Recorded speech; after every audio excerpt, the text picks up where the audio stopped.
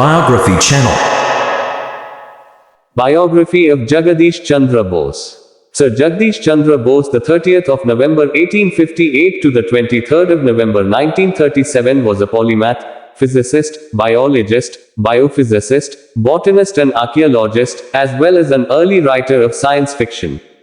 Living in British India, he pioneered the investigation of radio and microwave optics, made very significant contributions to plant science, and laid the foundations of experimental science in the Indian subcontinent. IEEE named him one of the fathers of radio science. He is considered the father of Bengali science fiction. He also invented the crucigraph. A crater on the moon has been named in his honor. Born in Munshiganj, Bengal Presidency during the British Raj, Bose graduated from St. Xavier's College, Calcutta. He then went to the University of London to study medicine, but could not pursue studies in medicine because of health problems.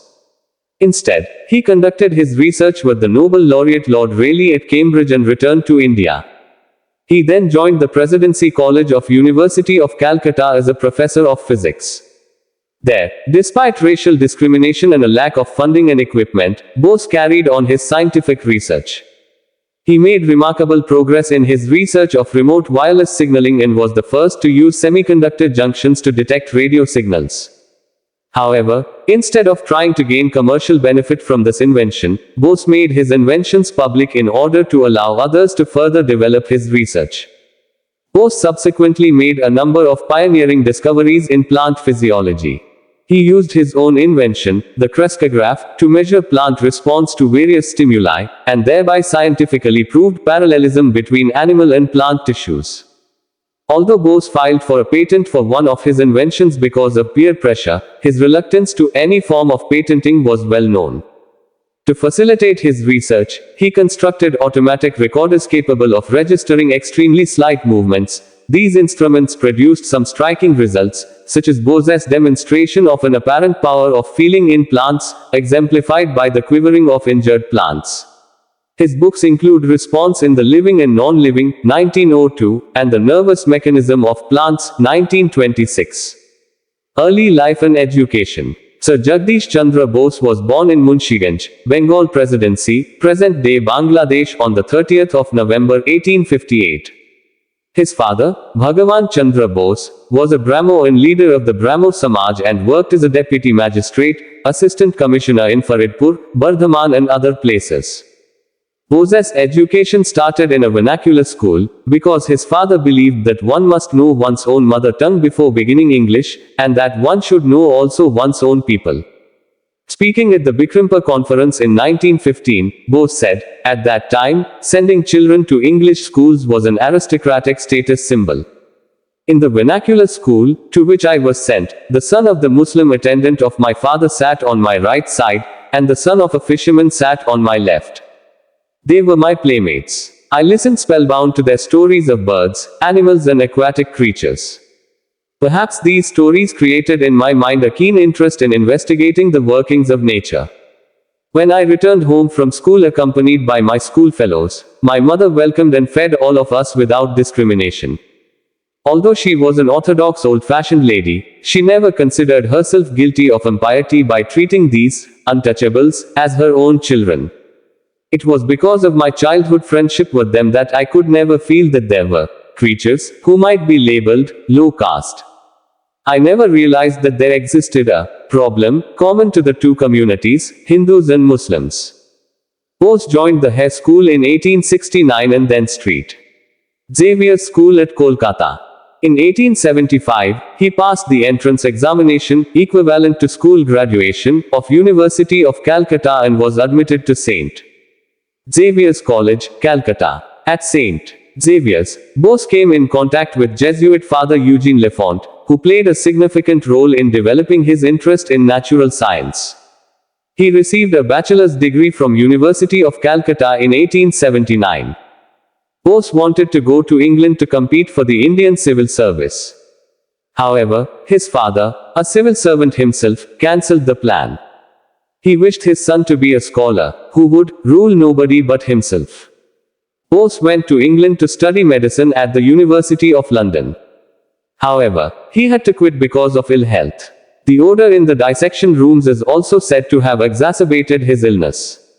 Through the recommendation of Ananda Mohan Bose, his brother-in-law, sister's husband, and the first Indian wrangler, he secured admission in Christ's College, Cambridge to study natural science. He received the Natural Science Tripos from the University of Cambridge and a BSc from the University of London in 1884.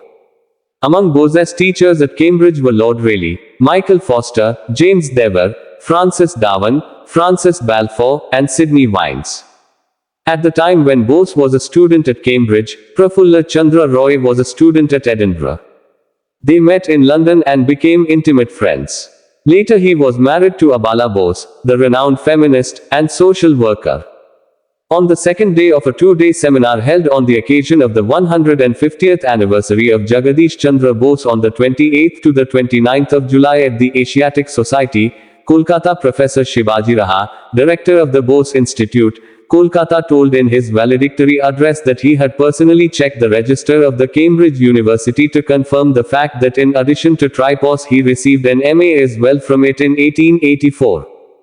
Radio research. The Scottish theoretical physicist James Clerk Maxwell mathematically predicted the existence of electromagnetic radiation of diverse wavelengths, but he died in 1879 before his prediction was experimentally verified.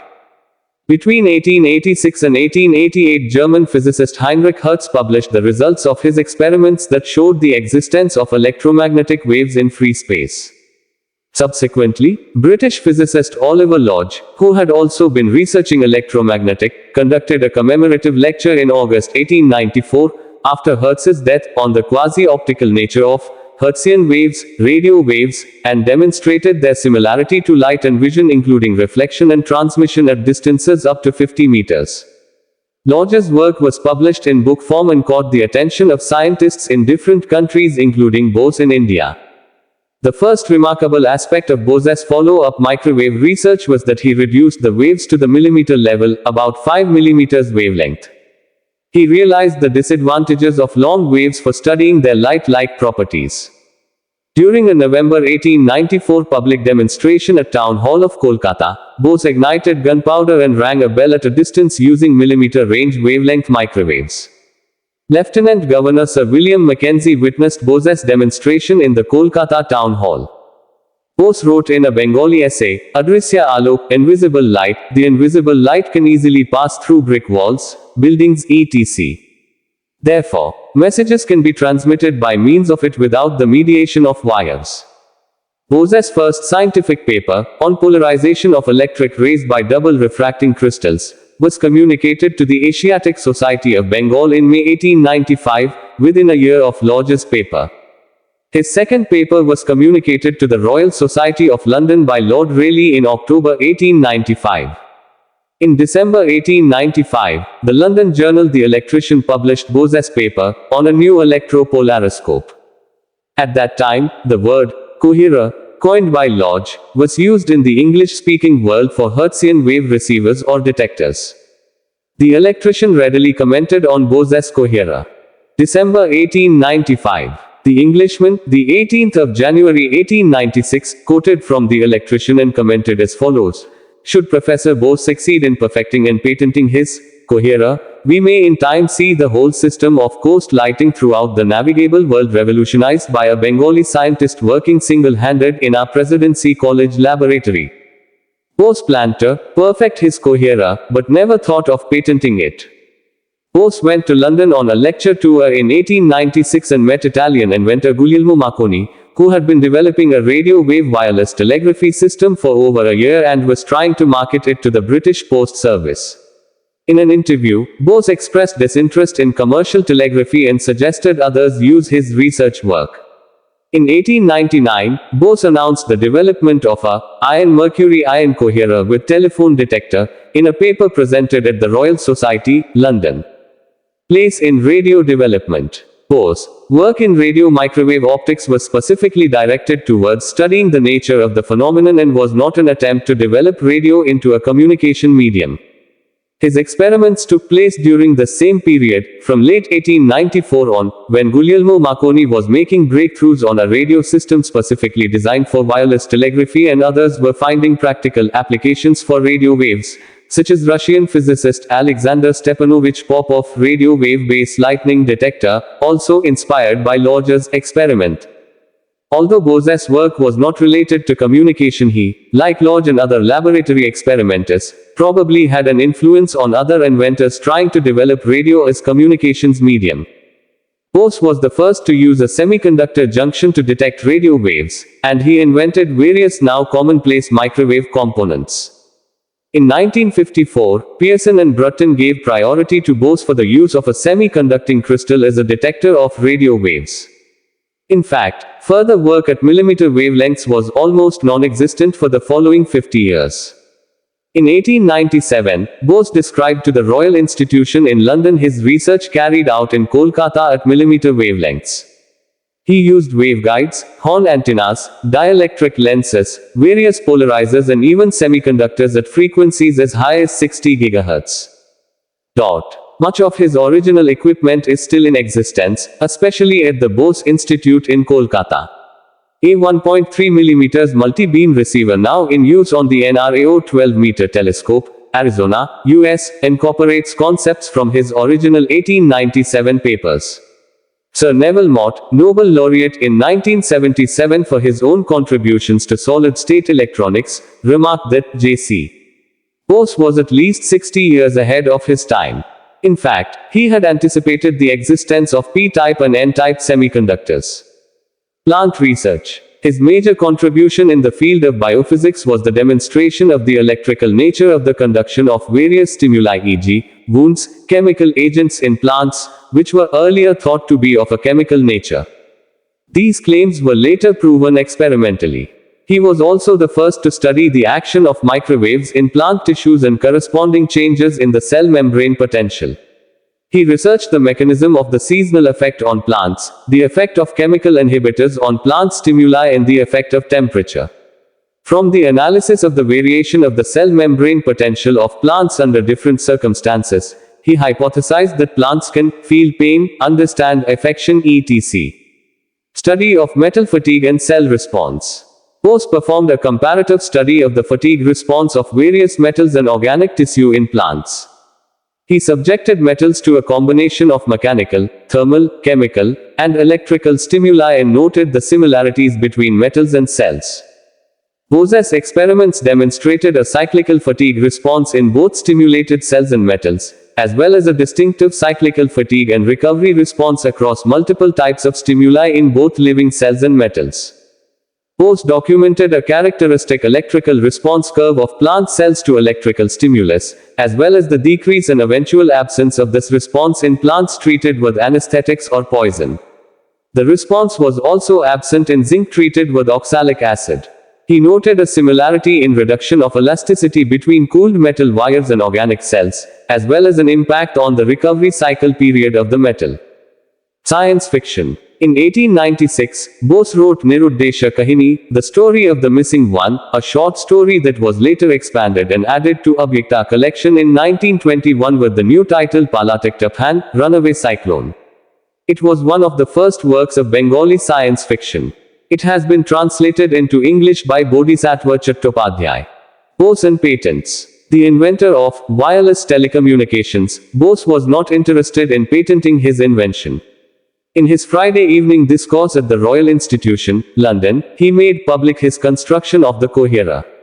Thus the electric engineer expressed surprise that no secret was at any time made as to its construction, so that it has been open to all the world to adopt it for practical and possibly money-making purposes. Legacy. Bose's place in history has now been re-evaluated. He is now credited with inventing the first wireless detection device, discovering millimeter-length electromagnetic waves, and being a pioneer in the field of biophysics.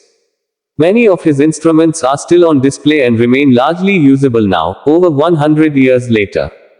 They include various antennas, polarizers, and waveguides, which remain in use in modern forms today. To commemorate his birth centenary in 1958, the JBNSTS scholarship program was started in West Bengal. In the same year, India issued a postage stamp bearing his portrait. On the 14th of September 2012, Bose's experimental work in millimeter band radio was recognized as an IEEE milestone in electrical and computer engineering, the first such recognition of a discovery in India. Publications journals. Nature published about 27 papers. Bose J.C. 1902. On electromotive wave accompanying mechanical disturbance in metals in contact with electrolyte. Proc. Roy. Soc. 70, 459 to 466, 273 to 294, DOI, 10.1098, RSPL.1902.0029. Bose J.C. 1902. Sur la réponse électrique de la matière vivante et animée soumise à une excitation, de proceeds d'observation de la réponse de la matière vivante. Journal de Physique. 481 to 491. Books. Response in the Living and Non-Living, 1902 Plant Response as a Means of Physiological Investigation, 1906 Comparative Electrophysiology, a Physico-Physiological Study, 1907 Researches on Irritability of Plants, 1913 Life Movements in Plants, Vol. 1, first published 1918, reprinted 1985 Life Movements in Plants, Volume 2, 1919 Physiology of the Ascent of Sap, 1923 The Physiology of Photosynthesis, 1924 The Nervous Mechanisms of Plants, 1926 Plant Autographs and Their Revelations, 1927 Growth and Tropic Movements of Plants, 1929 Motor Mechanism of Plants, 1928. Other. J.C. Bose. Collected Physical Papers. New York, New York, Longmans, Green and Company, 1927 Abhyakta, Bengali, 1922. Honors. Companion of the Order of the Indian Empire, c. 1903 Companion of the Order of the Star of India, CSI, 1912 Knight Bachelor, 1917 Fellow of the Royal Society, FRS, 1920 Member of the Vienna Academy of Sciences, 1928 President of the 14th Session of the Indian Science Congress in 1927. Member of Finnish Society of Sciences and Letters in 1929. Member of the League of Nations Committee for Intellectual Cooperation, Founding Fellow of the National Institute of Sciences of India, now the Indian National Science Academy. The Indian Botanic Garden was renamed as the Acharya Jagdish Chandra Bose Indian Botanic Garden on the 25th of June 2009 in honor of Jagdish Chandra Bose. Thank you.